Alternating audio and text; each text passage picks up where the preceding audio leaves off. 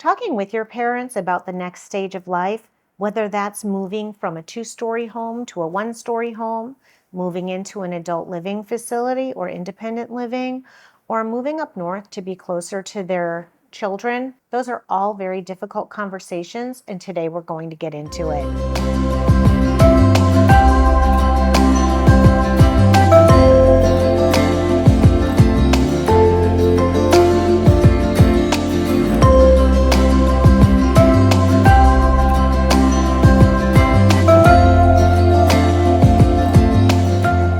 Mitchell, your heels on the ground in the Miami-Fort Lauderdale area. And on this channel, we talk about probate, guardianship, senior relocation, and a lot more. For myself, I'm in my mid-50s, and a lot of my friends, most of my friends are the same age that I am, or maybe a little bit older. And our parents are aging. Unfortunately, my mother passed a few years ago, but my father is still living. And I'll use him and his wife as the example. They were living in a condominium in Tamarack, very nice 55 and over community. But they were having problems getting around. They were falling. They weren't able to do things for themselves like going to the grocery store, doing laundry, and preparing meals. And so we knew that it was time to look at the next step. And the next step can look different for everybody. For some people, the next step is to sell that condo and move in with an adult child or other family member. In our situation, that wasn't what they wanted. Another step could be to bring in a full-time caregiver to live with them.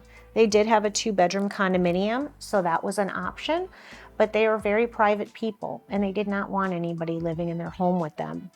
And so that brought us to the third option. And the third option was for them to move into independent living, which is different than an adult living facility. And we'll talk about that later.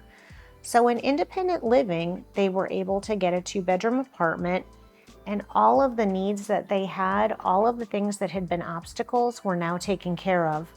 They had transportation to take them to and from doctor's appointments, to and from the grocery store, and anywhere else that they wanted to go within a certain radius of the independent living facility.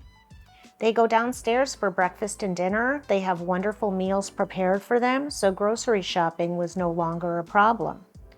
They have someone come in once a week to clean the home, wash the sheets, and do everything, so that was taken care of. But most of all, they have peace of mind. There's a nurse on staff there, and if there are any medical episodes, which unfortunately there have been, my father has fallen before, and they're able to call. There's a nurse on staff that can come up and assist if he's under the weather or anything, to go ahead, take temperature, administer COVID tests, strep tests, anything that they need.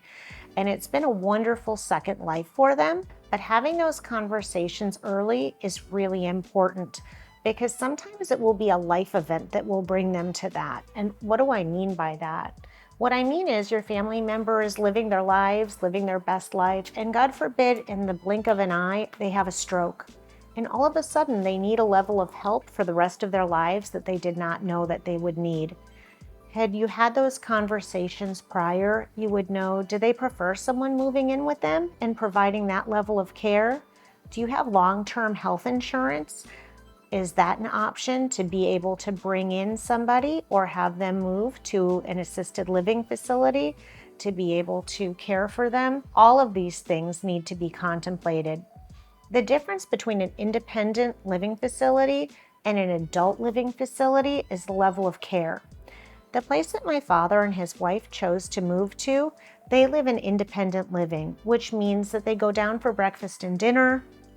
They have transportation provided to them, but they don't do things like pill management, dispensing their medications to them, and just further more intensive care.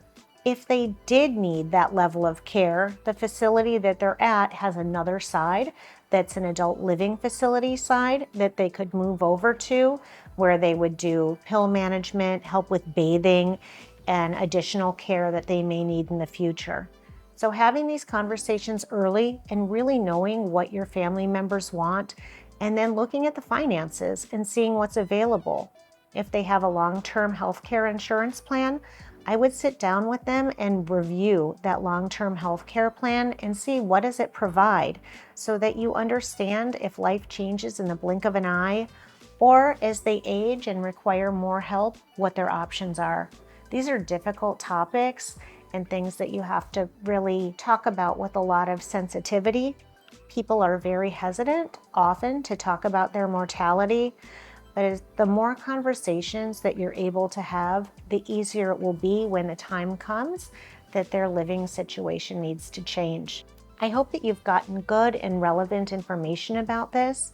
If you have any questions, comments, or ideas for future episodes, please let me know in the comments below. I do take the time to read all of them. I really want to be a source for all of the questions that you have around aging and going into that next step of life. Ellen Mitchell, your heels on the ground in the Miami, Fort Lauderdale area.